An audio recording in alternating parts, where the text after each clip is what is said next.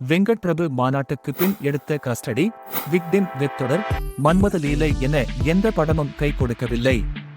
வெங்கட் பிரபுவிற்கு கோவா, சரோஜா, சென்னை 28 போன்ற ஜாலியான படங்கள் மட்டும்தான் கை கொடுக்கும், அவரிடம் சரக்கு தீர்ந்துவிட்டது என பல பேச்சுக்கள் வந்தது.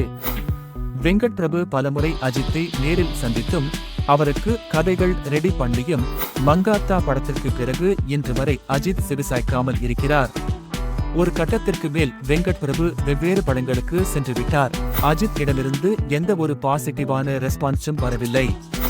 இந்நிலையில்தான் எதிர்பாராத விதமாக விஜயிடமிருந்து அழைப்பு வந்தது. இவர்கள் கூட்டணியில் கோட் படம் 99% முடிந்துவிட்டது. விஜய் ஒரு மாதத்திற்கு முன்பே அவருடைய போர்ஷனை இந்த படத்தில் முடித்துவிட்டார். இப்பொழுது போஸ்ட் புரொடக்ஷன் வேலைகள் போய்கொண்டிருக்கிறது. இந்த படத்தில் நிறைய விஎஃப்எக்ஸ் காட்சிகள் இருக்கிறது.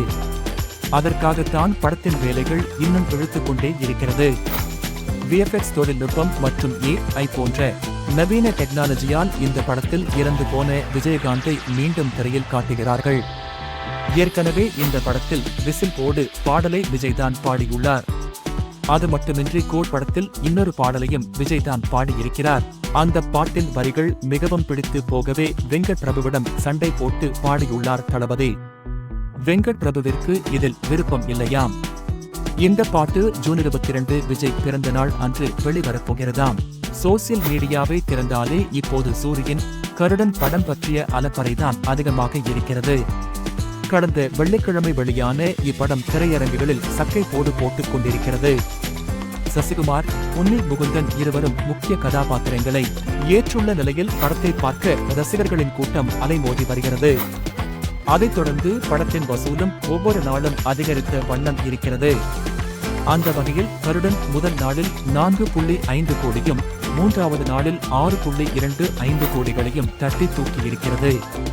இதன் மூலம் 3 நாளில் இப்படத்தின் வசூல் 15 கோடியை நெருங்கிவிட்டது. இதுதான் படத்தின் மிகப்பெரிய பலம். அதேபோல் யுவன் சங்கர் ராஜாவின் இசையும் படத்தில் இன்னொரு ஹீரோவாக இருக்கிறது. அது மட்டும் இன்றி சிவதா, சமுத்திரகனி, RV உதயகுமார் என எல்லா கதாபாத்திரங்களும் தங்களுடைய சிறப்பை கொடுத்துள்ளனர். இப்படியாக பாசிட்டிவ் விமர்சனங்களை பெற்றுள்ள கருடன் இந்த வாரமும் வசூல் வேட்டையாடும் என எதிர்பார்க்கப்படுகிறது.